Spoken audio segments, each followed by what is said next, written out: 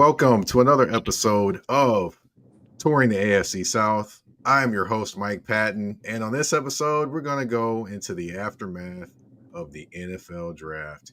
And with me, joining me on this episode, is someone that definitely has experienced the NFL way more than any time I ever probably could. I never put on any pads in the NFL. First I got was college. But former NFL wide receiver, Mr. Cecil Shorts. What's going on, man? What's going on, Mike, man? Cecil Shorts III. Let me mention it correctly. All right, let me get it right. You good, boss. Thanks for having me on, man. I'm excited. I love the intro. The intro was dope. Like I've seen the city of all four teams in the AFC South. It's pretty cool. Yes, sir. Yes, sir. Hey, try to do a little something. I can't take credit for that though, really, because somebody actually did that for me. So, I can't take credit for that one. But shout out to my boy Eric. So shout out to E. Yeah, definitely. We're gonna get into the draft, talk about the draft, and from the AFC South perspective, we're gonna go through all the teams and kind of the storylines with each team. But before we do that, like every episode, we do the get it off your chest segment. So this episode, this story could not be just avoided. It was talked about everywhere, all over the place. And that was the fall of Shedeur Sanders in the draft. Now, for those that don't know, Shedeur Sanders, they had Cam Ward and Shedeur Sanders ranked 1 and 2 in a lot of people's rankings. And some had him going in the first round. Some didn't believe he was good enough to go in the first round. And then you had others that just had all other ideas that were reached far and low. I'm not even going to discuss all those. But anyway, draft time comes around. First round comes, he doesn't get drafted. Okay, cool. Second and third, doesn't get drafted. You're like, okay, what's going on? Then fifth round, he gets selected by the Cleveland Browns. After, by the way, they did draft a quarterback in the third round, which would be Dylan Gabriel from the University of Oregon. So, all these different quarterbacks get drafted, like Tyler Show from Louisville. I saw that one too, and I was like, oh, well, I was kind of shocked by that one too. But anyway, he was the 6th quarterback taken in the NFL draft. It just seemed a little odd that he goes from being, potentially the second best quarterback by a lot of people's mock drafts or whatever that is, which, by the way, mock drafts are always interesting to see how they play out. But, he goes from there to being picked in the 5th round. A lot of people are saying it's because he didn't interview well. Some people saying it's because of what his dad said and they're not doing different things when it comes to the pre-draft process. But either way it goes, he's in the NFL now. All that stuff is by the wayside. Now he gets a chance to prove himself in Cleveland, which, if you look at Cleveland's position, they've got Dylan Gabriel, they've got Kenny Pickett, and they've got Joe Flacco at quarterback. That does not seem like a very daunting task in terms of, he's probably going to not make the team. I think there's a very good chance he can make the team. But, of course, with all that being said, definitely was an interesting draft experience if you were along the ride that is Shedeur Sanders in the NFL draft. You got any thoughts, Cecil? Yeah. So I cover the Browns for a whole nother I'm from Cleveland, Ohio, so I follow the Browns as a fan. I'm like super into the Browns. That's how all Cleveland fans are. I guess all fans are, right? But I'm really into what the Browns do. Even when I was playing, I was like still watching the Browns and seeing what they were doing and why they do this and why they do that, whatever. But when you think about Shedeur, I think about a few things. One, I wonder if his dad wished he would have took some of the things he said back, right? I think there's a fine line between really supporting your son and then going to bat for your son, then hurting your son, right? Some things he was saying in podcasts, on national TV or national syndicated shows was like, we're hoping for certain teams coming. My team's not going to, if a certain team drafting him, we're not going to go there or whatever the case may be. And whether Deion realizes it or not, there's a group of people that love Deion and a group of people that hate Deion. And that goes for me from where he was playing.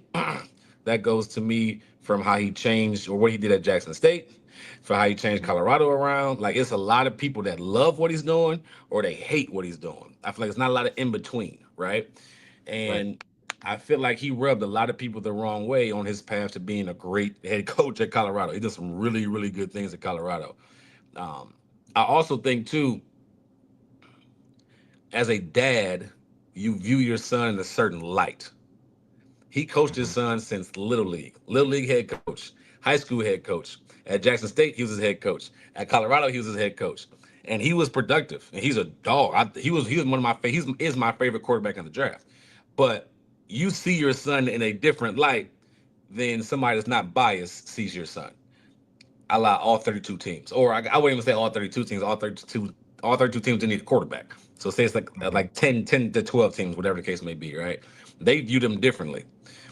What Dion was able to do when he was a player was to go in these meetings, and he was so elite, he was so special, he could say and do whatever, he was still going top five. It didn't matter, right? Mm-hmm. And I think, and I know this for a fact, talked to a few people, the same bravado, the same brash attitude that Dion had at that time, I think Shedeur came in and he rubbed some people the wrong way. And it threw people all the way off. Like, wait a second, you know what I mean? You're not your dad. You're not who, you know what I mean? Especially at the quarterback position, which is changing, by the Mm-hmm. way. Which is changing, by the way. I'm not saying it's right or wrong. I'm not saying it's right or wrong. Mm-hmm. I'm saying it's changing, by the way. The athletes changing, by the way, because they're getting paid. Like, for example, you said Shadeur's going went fifth round. He's taking a pay cut this year. I believe he made 6.1 last year at Colorado.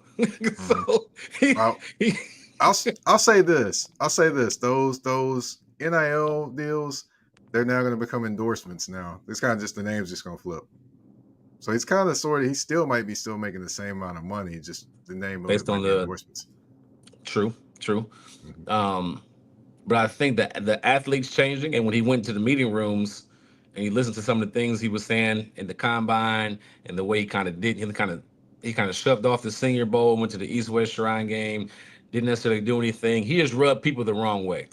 And one thing I do know is people don't like change. People don't like to deal, especially at the quarterback position. They have an Mm-hmm. ideal of what you should look like, how you should talk, what you should say. And Shador wasn't like he's not like that. He's very confident in himself. He Mm-hmm. handles his way. He handles himself in a certain way where he comes off very confident. Could be cocky at times. Could be brash. Could be flashy at times. And that's always been okay because he's been with his dad the last 8 years. So now he has to deal with somebody else that's looking from a different lens, and he rubbed them the wrong way. Did I see him sliding out the first round? I didn't. I definitely didn't see him sliding out the fifth. That's all. That's crazy. And they traded up to get him. That's crazy. Who knows where he would have really failed if he would have got drafted at all. Right. Um, so it's a lot, man. It's a lot. I'm again. I was saying that the Cleveland Browns should draft him with the number 2 overall pick. That's how highly I thought his film was. That's how highly I thought Mm-hmm. he was as a player. And for me, it's not because he had elite traits, right? Doesn't have the strongest arm or the biggest size or whatever. It was just the way he's accurate and how he got rid of the football. And he understood where to Mm-hmm. go with the football. With a lack of linemen, with a lack of running game, he was able to produce all these things, right? So to me, I thought he was a higher draft pick, but it's going to be interesting to see what happens in Cleveland. I'm gonna end with this because in a normal world, if you get say it's 2 receivers get drafted by the same team, one went in the third round, one went in the fifth round. The third Mm-hmm. round is going to get more reps, more opportunities, and kind of is already if you're drafting the top 3 rounds, you're predicted to be able to help this team in some type of way your rookie year, in my opinion. In the fifth Mm-hmm. round, you could be cut. Like I've seen fifth round guys get cut all the time. So in the fifth round, you're expendable. There's not that much money given to you. It's not that much money poured into you, whether it's around 1 through 3 is, right? So Mm-hmm. now switching that to quarterbacks, you got Dylan Gabriel at third round, Shedeur at the fifth round. All eyes are going to be on Shedeur 100% of the time. From the media, I wouldn't be surprised if Hard Knocks calls says, "Hey, we want to see what's happening in this room," because you got to Mm-hmm. remember, Deshaun Watson's still there. Mm-hmm. Joe Flacco, Super Bowl winning quarterback, older, right? Therefore, a mentor. Kenny Pickett, they traded him. This one Super Bowl with the Philly. And then you got the 2 rookies. Like, it's an interesting room how that's going to come across because I can see Shedeur making the team and even being the week 1 starter. I can also see Shedeur being cut before at the end of training camp. This is because Cleveland's in a spot where they have the control. He's a 5th-round pick. Mm-hmm. So if everything off the field is too much for them, if they feel like they can't handle it, they can be like, all right, we'll move on from him. But he's Yeah. so talented. It's gonna be interesting. So sorry, I was just Yeah. rambling. I had to get off my Oh chest, no, right? no. Off my chest. It's all good. Hey, hey, that's what I'm saying, man. That's what it's for. That's the get off your chest segment on this episode. But of course, there was another quarterback that really didn't get talked about too much when it came to the draft in terms of the night of the draft. That would be Cam Ward. Of course, the Yeah. Tennessee Titans did take him number 1 overall. Got to go to his press conference. Got to listen to him speak and talk and everything. He's a very confident young man. Yeah. Very, very. He doesn't speak like super loudly, but you know he's there. You know he's present in the room. So I would say it's going to be interesting. What did you think of the Titans selecting Ward as their quarterback number 1 overall? I will say they did have offers to trade that pick, and pretty good offers from what I hear. However, they didn't take those because they had decided they were going to take Cam Ward. So, what are your thoughts overall on the Titans taking Cam Ward number 1 overall? Great move by them. They need a quarterback, big time. They need a quarterback. Will Levis, he was given, I think, multiple years to prove himself, and he wasn't the guy. Um, Cam Ward, what he brings to the table, in my opinion, he's a worker, man. Like he's somebody that wants it. He's hungry. Like he wants to be good. And I love his story. 0-star recruit, went to Incarnate Word here in Texas. Coach ends up going to Washington State, goes with his coach to Washington State, I believe, for 2 years, balls out there, puts up numbers there. That's why I first heard of him at Washington State. I'm like, okay, who is this kid? I'm just paying attention a little bit. Really his second year Washington State, paying attention a little bit, and then he goes to Miami. I'm like, okay, all right, let's see how this goes. And he is just off the charts, man. He is just he can make every throw.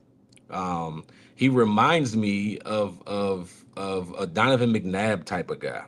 I know people compare him to Air McNair, and that's easy because it's in Tennessee. Mm-hmm. But he's a Donovan McNabb type of build, and I love that. I do think he holds the ball at times a little bit too long. I think he forces it. He forces it at times because he trusts his arm. He's so dang on competitive. But I love the pick, man. And you can really build a team around him. I think he's that special. I think he's that hungry. I think he fits Tennessee, and what they Mm-hmm. want to do. So I think Callahan and them are happy with the pick. I love it. Yeah, definitely was a pick that a lot of people had already just said that hey that he's going to be the guy. But I will say that there were some people that were still mad that they didn't trade the pick, which I thought was I'm like you need a quarterback. You can't just go into the season trade a pick, go get a defensive guy because a lot of people if they didn't take Cam Ward, a lot of people were thinking they could take Shedeur or they could take Abdul Carter or defensive player or Travis Hunter. And I'm like, okay, Travis Hunter is extremely talented. Somebody has to throw him the ball. And then plus you already have 2 solid corners. So I'm like, it didn't really make, even though Travis Hunter is an exceptional talent, it just didn't make a lot of sense to me. I would say that also, just kind of switching it up a little bit, they did draft 2 wide receivers as well. So they got the guy out of Stanford that gave Travis Hunter 294 yards receiving in 1 game. Mm-hmm. And they also got another guy. Oh, the guy that was the leading wide receiver for Florida. He's a leading wide receiver for Florida, runs a 4.32, I believe, or in a 4.32. So they got him some weapons. They brought in Gunnar Helm from the University of Texas, too. So they've got him some weapons. You like I Gunnar. like Gunnar. Yeah, I like Gunnar. You like Gunnar. Tell me why you like Gunnar. I like Gunnar because he has size and he has ability. He has a little wiggle to him, and he just seems like he's a guy that's going to be where he's supposed to be. And because of that, you make your offense successful because of that. And plus, also, he can line up, split out. He can line up like a wing position. He can line up in line. He can split out all the way. He can do all those different things. He's not the fastest guy. He runs like a 4.84, but he always finds a way to get open. That's all you need in the NFL. I mean, you don't have to be the fastest guy. You run the best routes. You understand the defense and the coverages. Mm-hmm. You'll find a way to get open. Now he from Texas, right? So he was Sark out there.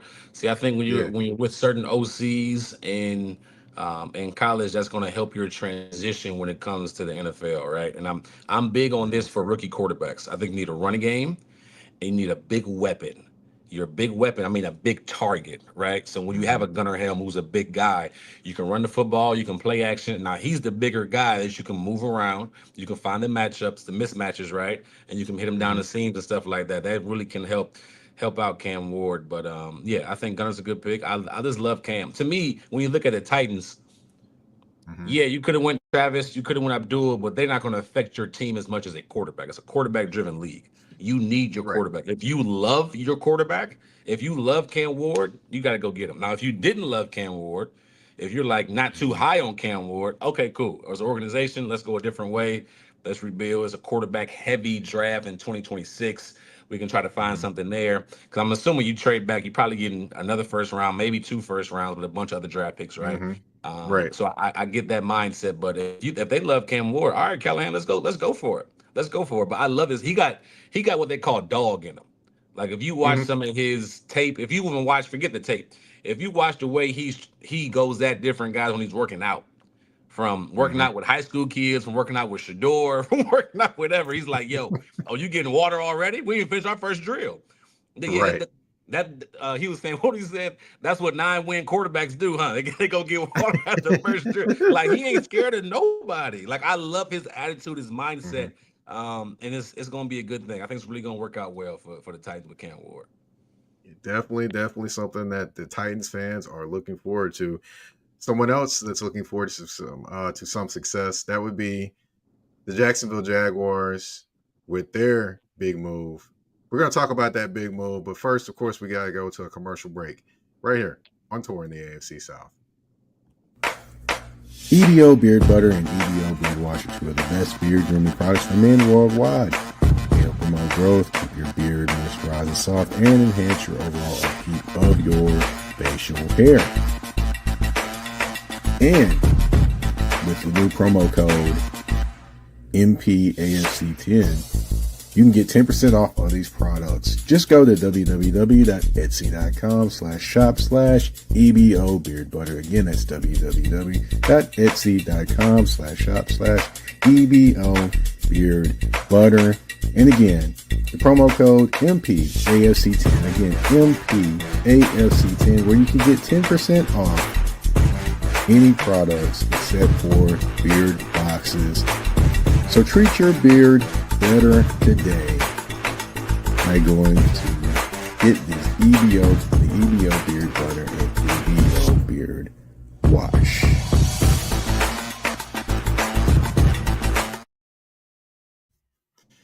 All right, and we are back on Tour in the AFC South. Of course, like I mentioned before the commercial break, the Jaguars shook up the entire draft, Yeah, trading up to number 2.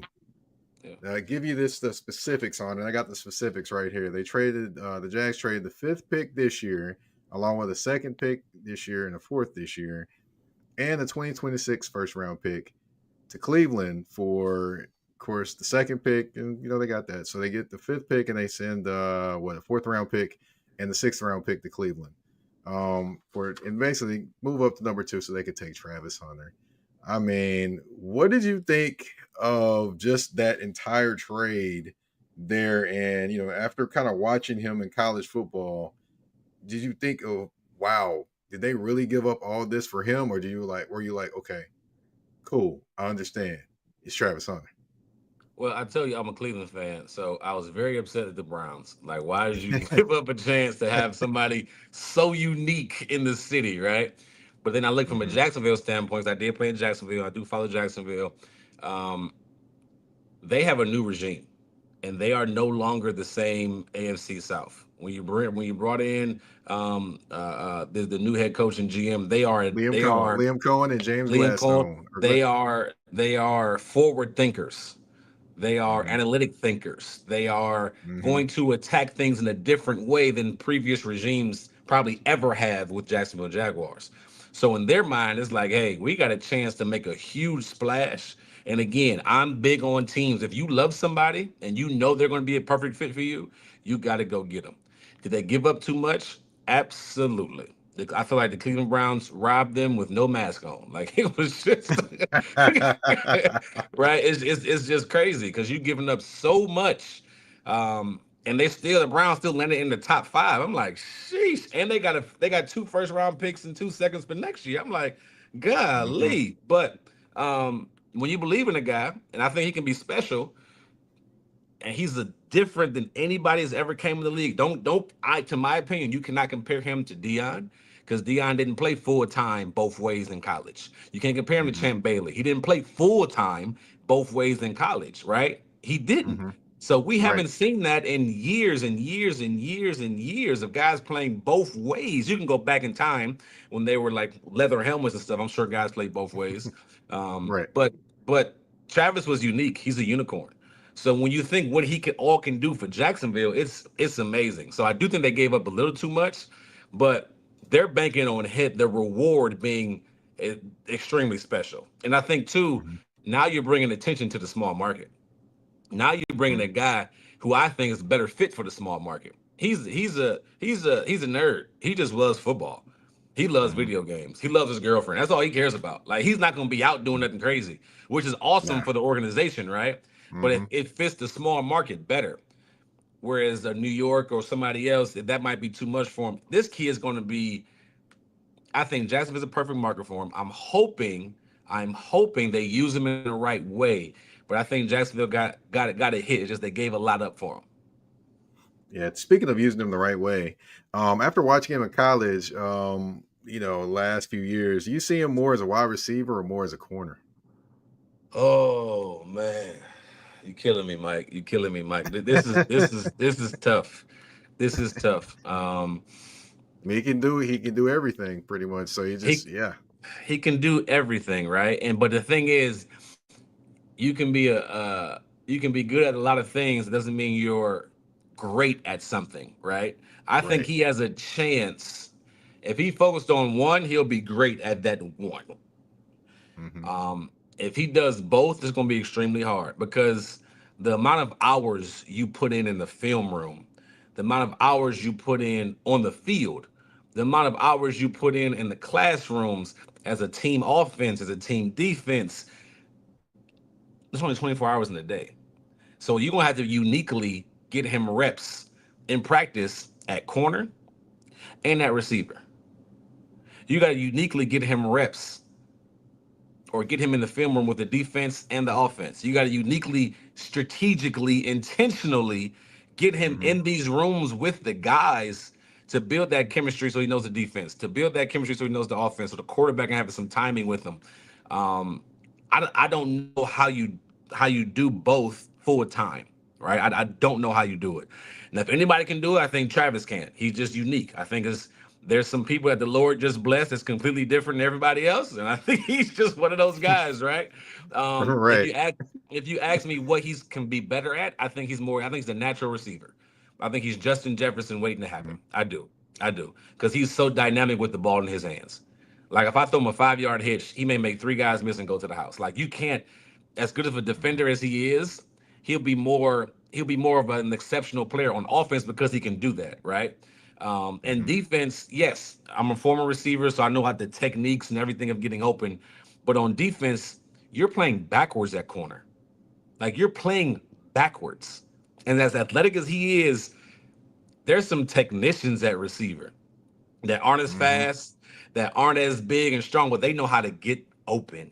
And they're going to use your lack of technique, your quote unquote, and I'm not saying this in a bad way, but he's on film, he's lazy at times because he's so athletic, right? That's why you see the kid from Stanford going 294 on him.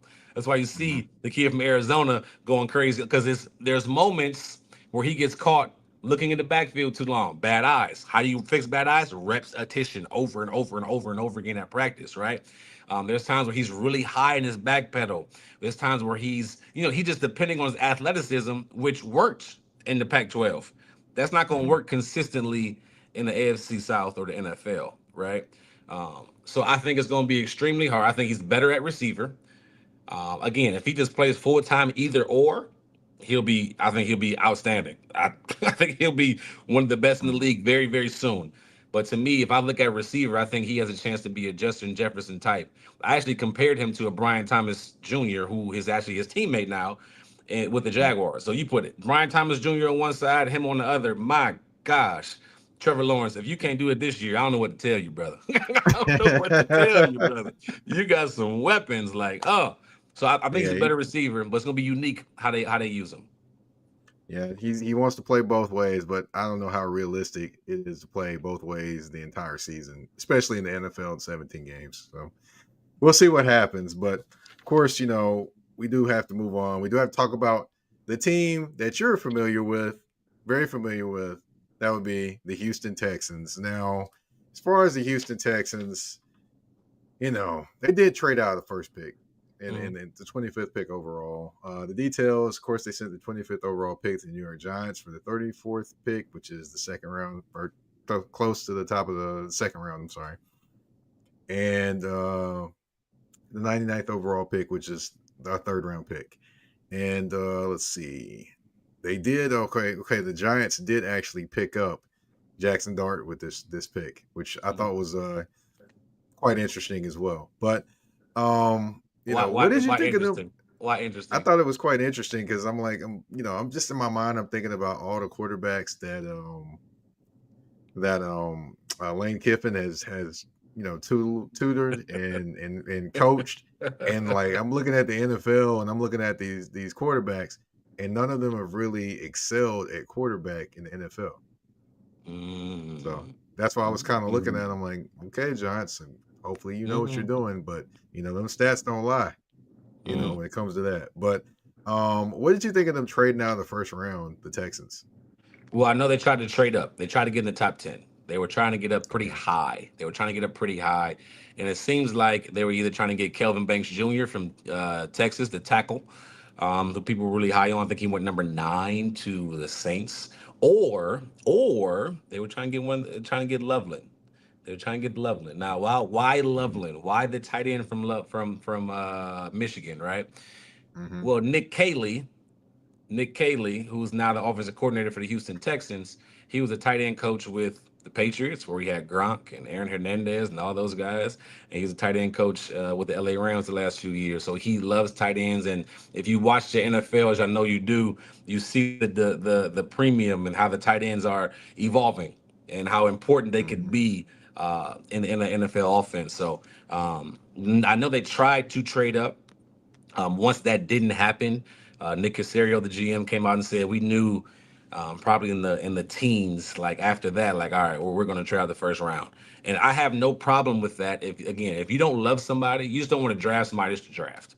Like, you don't want to be like, all right, whoever's left, let's just go get them. You don't want to do that. You want to truly be intentional about how can I bring this guy in? Where does he fit? Does he fit our culture? Does he fit the offense or defense we're running? What's his value? Can we get him? Can we get this guy who's high on our board at a later pick based on who's left in the draft, right? So I think they were watching that, very strategic. Nick Caserio, I believe, before the draft started, he had traded up 13 times, which is the most of any GM since the time he's been GM, right?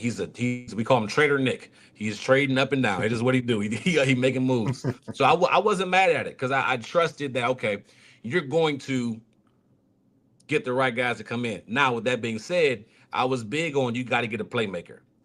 You better go get you a playmaker because in my eyes, all the guards and tackles that everybody was high on kind of was out the window, right? They all went first round, right?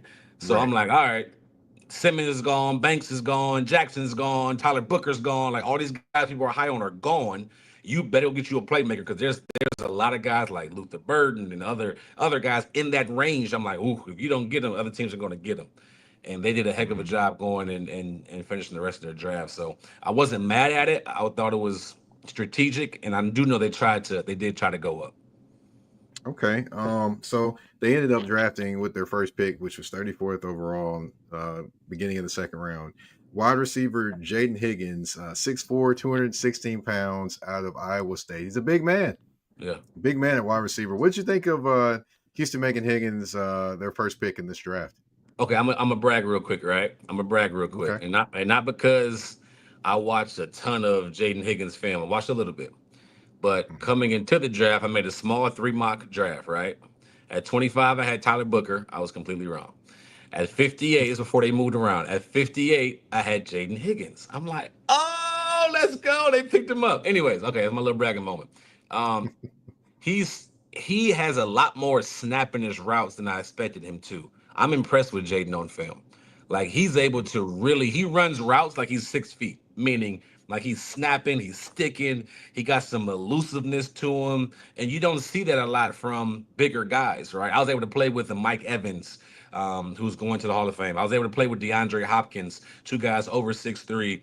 I think Mike Evans 6'5", 6'6", that are going to the Hall of Fame, and these guys necessarily didn't have the same snap that Jaden has, right? He brings a different element to the 6'4" type of receiver. And I'm watching him like, dude, this guy can play. Like he can really go. 1,000-yard receiver.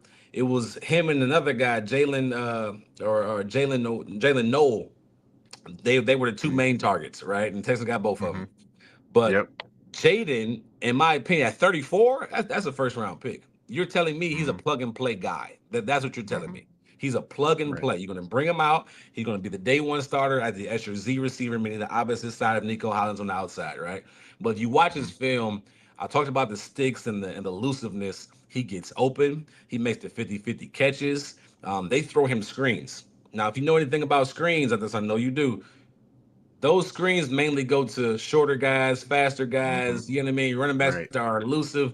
They've given us 6'4", what are you, 220 guys multiple screens, and he's catching it, making guys miss and going. I'm like, this dude can really play. So I think him on the outside is a great compliment to Nico Collins, man. I'm excited to see them build some chemistry with CJ. But I tell you what, this receiver room and what they did with that receiver room is locked and loaded. It's going to be competitive too. And also, it also makes me think, will they open up the offense to more of a spread type, pass first type offense? We haven't seen Joe Mixon with too many catches last year. But when you bring in, you got Nico, you got Christian Kirk. Now you draft 2 receivers in the 2nd and 3rd rounds, right? And then you go out and you get, you still got Joe Mixon and Dalton Schultz. Are you going to open things up more and let him kind of, quick game and open things up and pass to be able to open up your run game? To build that confidence for CJ, which he kind of lost a little bit last year with getting hit so much. I think that's an interesting thing to watch. We don't know what type of offense Nick Caley's going to run, the offense coordinator for the Texans. But when you draft multiple receivers, especially a Jaden Higgins, I got to think that ball's going to be in the air a lot. Yeah, it definitely is going to be an interesting time. I was going to say they now have 3 wide receivers from Iowa State on this roster. So that's interesting. You know what's interesting? So one thing I noticed, and every GM does this, it's same thing like college. Like college will have pipelines to Brentwood. Like certain schools will come to Brentwood like, hey, we like the type of players y'all have, right? We like the type of athletes you guys have. It's the same thing with GMs. They like the type of player from Iowa State. They know what they're getting. They're going to get a tough guy. They're going to get a guy that's competitive. They're going to get a guy that's going to work his butt off. They're going to get a guy with a great attitude, and he's going to be football first, right? That's what they're looking for. It's something to fit their culture, right? You can't just be good. You got to be able to fit their culture. And I think D'Amico and Nick does a good job of finding the right guys to get in there. Now, I did have to go over this last part, of course.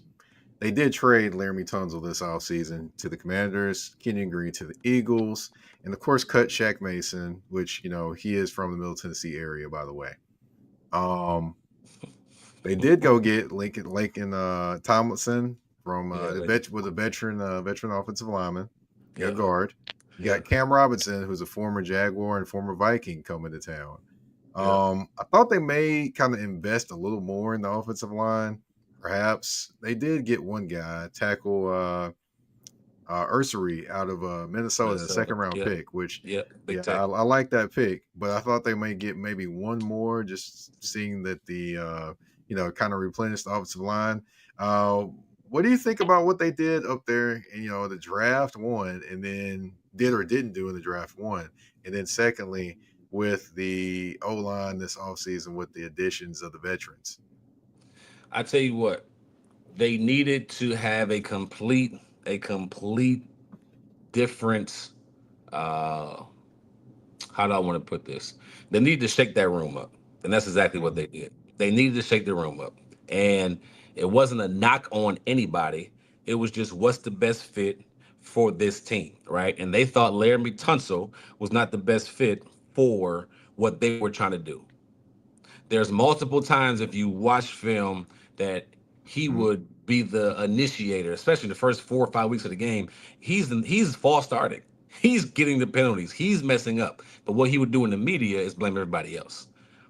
What he would do in the media is deflect what's coming at him. You know what I mean?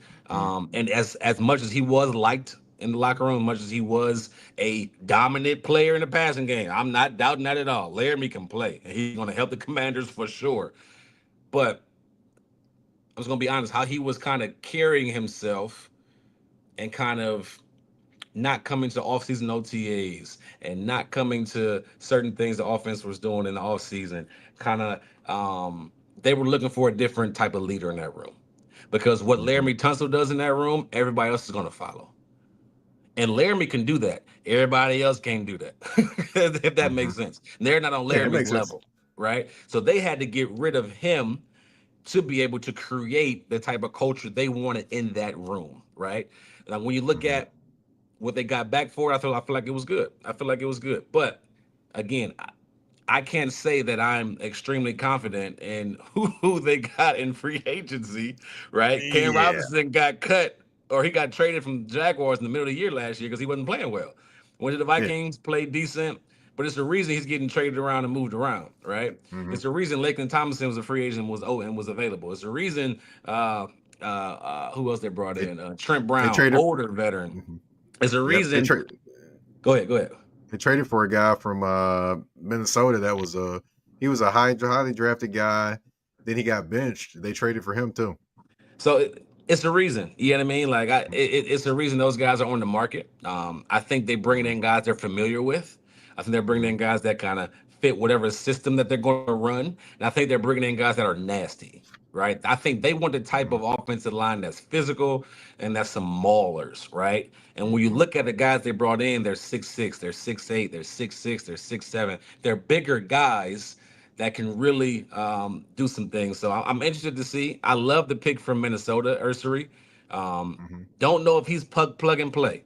And I don't know if they're going to use him. Is he going to stay at tackle or if he's going to move to guard, right? Because guard, you got to be, to me, I like shorter guys at guard, 6'3"-ish, I'll take 6'4", but 6'3" that can bend because a D tackle, as you know, they can get up under you quick. And when they get up under you, they're in control. And if you're 6'6", sitting there like this, it's hard to get lower. They already up under you. They're going to be in control, right? So it's going to be interesting to see how they use him. I love how physical he is. I think he ran like a 5-flat 40, so he can move. He's athletic.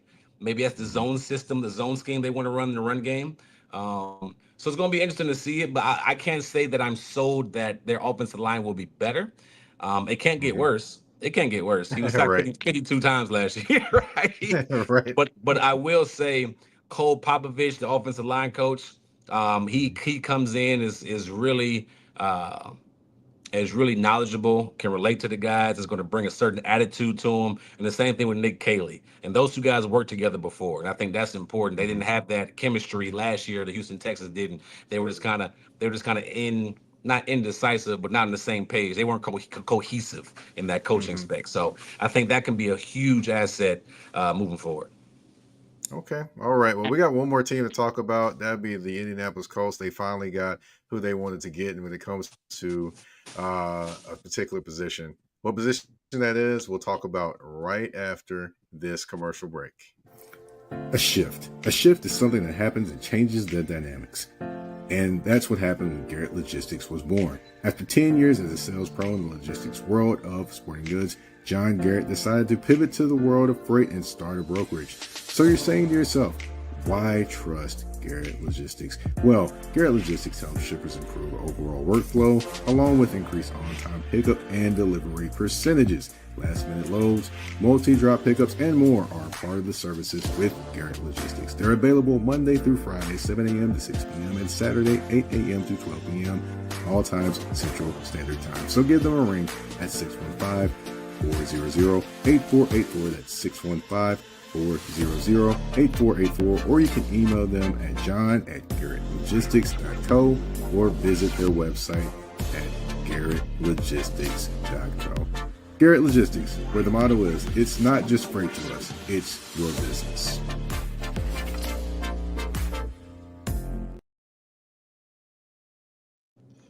All right, we are back on touring the AFC South. And like I mentioned before the break, the Colts finally got somebody they were looking for at the tight end position. That would be Mr. Tyler Warren. Yes, he fell from the 7th spot, which some had him going to the Jets. The Bears end up taking Loveland, which cleared the way for Tyler Warren to fall to the Colts, and Colts fans have been absolutely losing their minds since. That is the guy they wanted. That is the guy everybody wanted in Indianapolis, and they finally got him. So, have you seen tape of him, and what are your thoughts on him? Yeah, he's a beast, man. He's a beast. I was surprised the Bears didn't go with Warren at 10. They went Loveland, but obviously Ben Johnson likes something in Loveland a little more than Warren. I don't know what, because on film he's an awesome blocker.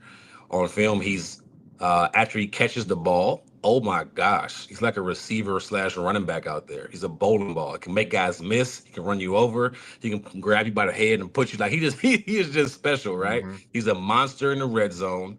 Mismatch nightmare. He can move. I was surprised. I was surprised he didn't go higher, right, to whoever. But he's a great addition. I'm just worried about who's gonna throw him the football. We're gonna get to that one. I'm just being honest. Like the options you have is not the best options, and I look at. I was thinking about this on the way in. I'm like, Brock Bowers didn't have the best quarterback situation and went crazy, but his quarterback could at least throw the football better than AR-15 and Daniel Jones. You know what I mean? Like he's able to deliver the ball. Gardner Minshew's not going to be a game breaker quarterback, but he's good enough to be able to feed his targets. Right now, A-Rod, I don't know if he's. I try not to bash anybody. I do my best not to bash anybody, but he's not good. Like let's just call a spade a spade. AR-15 is not good right now. Can he develop? You hope so. But he's just not good right now. And when you bring in a Daniel Jones that's going to compete with, that says everything I need to know. You bring in Daniel Jones going to compete with you after he lost his job multiple times in New York. I'm just, as a former receiver, you need somebody to be able to throw you the football. Now, I'll say this: if he loses this competition to Daniel Jones, his career is over in Indianapolis. And it's gonna be hard. It's gonna be tough sledding the rest of his career in general if he loses this battle to Daniel Jones. To be honest, it's gonna be tough. And this is the thing where, not to go back to quarterbacks or Shedeur or anything else, Mel Kiper went off because he was upset on draft day. He went off because he was like, in the last 50 years, the NFL, the quarterbacks the NFL does not know how to evaluate quarterbacks. And I think when you look at a quarterback, they're trying to see, I think they get so caught up sometimes in the height, the weight, the arm strength, the power, the speed. And that's everything Richardson had, but he didn't play a lot of games. Right. He was inaccurate as all get out. Like he had an underwhelming overall record. It was just a lot of cons to him, but you saw the potential. Like it was hard to get over it. Where you look at a Shedeur or even go back to Drew Brees coming out, who went second round. They don't have all the attributes that you want, but they're good at playing football. And I think and it's hard because everybody misses, but how do you balance? Yeah, I want these attributes, but I still want them to be really good at playing football. It's just hard to get right. And I think the Colts got it right multiple times. They got it right with Peyton Manning. They got it right with Andrew Luck. Andrew Luck just left a little early, so I'm done with it. Y'all ain't getting nobody to block for me. Right. So yeah, it's just this I definitely am interested to see how he's able to help the quarterback position here in terms of getting open, and two, if his numbers suffer because of the potential instability at the quarterback position. I'm very interested to wondering how that kind of pans out when it comes to the Colts. Yeah, it's gonna be interesting because I can see. I'm trying to think of their receivers right now. They got Michael Michael Pittman Pittman Jr., Jr., Josh Downs. Josh They got Downs, they who's got the rookie from Alec last year. Pierce. Oh yeah, Pierce is there. Take the top off. And they Mhm. drafted a guy second round from Texas last year. What's his name? I forgot his name that I can't fast. remember his name, but he actually went to high school in this area too. But like 10 minutes from me. Um, y'all Can't still with remember all the his players name. there, but those guys' numbers took a hit last year. Those Correct. guys' numbers dropped, and Pittman, especially because he was just got paid. Yeah. And Downs can make plays over the middle of the field, man. He's a smaller guy, Mhm. but he can make plays. He can get open. So it's going to be interesting to see how he's targeted, how he's used, and if Mhm. his production will drop based on who's that quarterback, right? And maybe it's a better fit for Right. Daniel Jones. Maybe Daniel Jones can, do some good things here. You got a run game in Taylor, so we'll see. I don't know. We'll see. We'll see what happens. But I will say this though, we definitely saw what happened when it came to this offensive line. They Mm, lost Ryan Kelly and they lost Will Fries to the Minnesota Vikings this Minnesota. offseason. They went and drafted a guy in the 4th round, offensive tackle. I think his name Jalen Travis out of Iowa State. Another Iowa State guy. There we go. Yeah, But yeah. he's 6'8", 339. Big guy. Not necessarily a guy that's going to step in and be a starter for you though. So they do have some pieces they drafted last year in the interior offensive line, but I just thought they would go a little bit more in terms of digging into the offensive line because, of course, along with having issues at the quarterback position, they had it. They were going to have issues up front without those two mainstays up there. But fortunately, they did not land anybody in free agency, and unfortunately, they did not really address the interior. So it leads me to believe they're happy with who they have, but still, you gotta go get some pieces up there, right? Yeah, I think I totally agree with you. I think if you look at the real contending teams, like let's talk about the Eagles for a second. The Mm-hmm. reason why they're so competitive and went to two Super Bowls in the last 3 years is because their D line is phenomenal and their offensive line is phenomenal. They win in the Mm-hmm. trenches, like period. Mm-hmm. That's where it starts, right? So for me, sometimes the boring picks in the draft are the best picks. New England Mm-hmm. Patriots did a heck of a job in this draft this year. It's boring as hell to draft Will Campbell. It's boring as Mm-hmm. hell, right? It's Hey, can I say boring. something about Will Campbell though? Go ahead. People was talking about him and his suit being tailored, man. But I'm like, look, I wasn't even thinking about any of that. The first thing I looked at when it came to him, man, I noticed, how people talked about his arms being shorter. Yeah, I could literally look at the screen when he was walking towards the podium to Roger Goodell, yeah. and I could notice his arms were. I was like, now that's what they're talking about with his arms being short because I could see it in the suit, man. I could see it in the suit, and I was like, that's what they were talking about. I was like, because I couldn't see it at first, but I was like, hold up, there it goes. So See, sorry, I had to say that, man. no, you're fine. He had a green pinstripe. Wasn't a green Yeah, pinstripe he or something? did. I don't know He was about trying to look that, like man. money. He was trying to look like money, I guess. I don't know. Yeah, He I looked like know. I know. one of them Yeah. old mobster movies. I don't know. I wasn't feeling it. I wasn't feeling it. But to me, sometimes what was I saying? The boring drafts help your team the Mhm, most.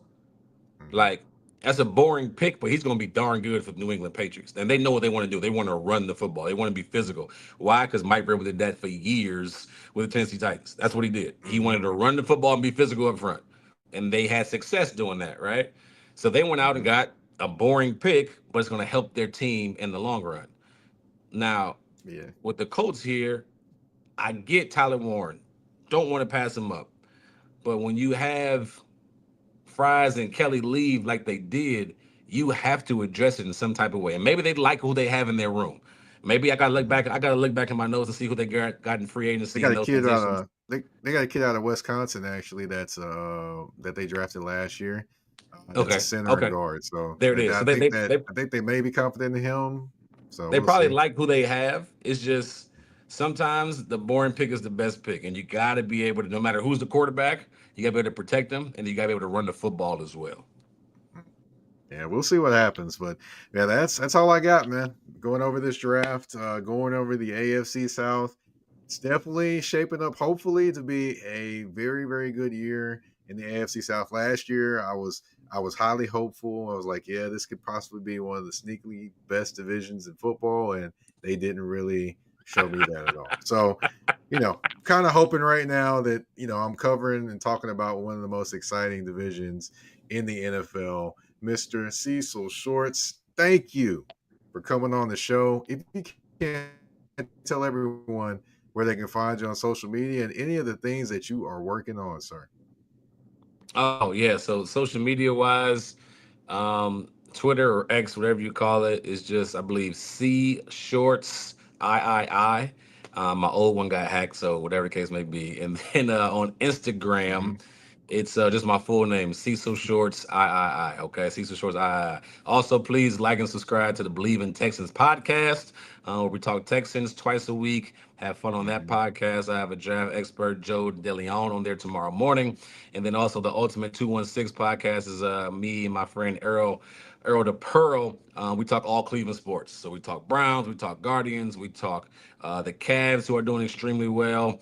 So yeah, that's what I got going on. Man. I hope y'all got all that. If you didn't, hey, rewind it back and listen again. So thank you again, Mr. Cecil Shorts. Now, this is what I call it. I'm not going to call it X because the only X I recognize is DMX and Malcolm X. So I'm not going to call it X. But, I will say that I will call it the artist formerly known as Twitter. Yeah.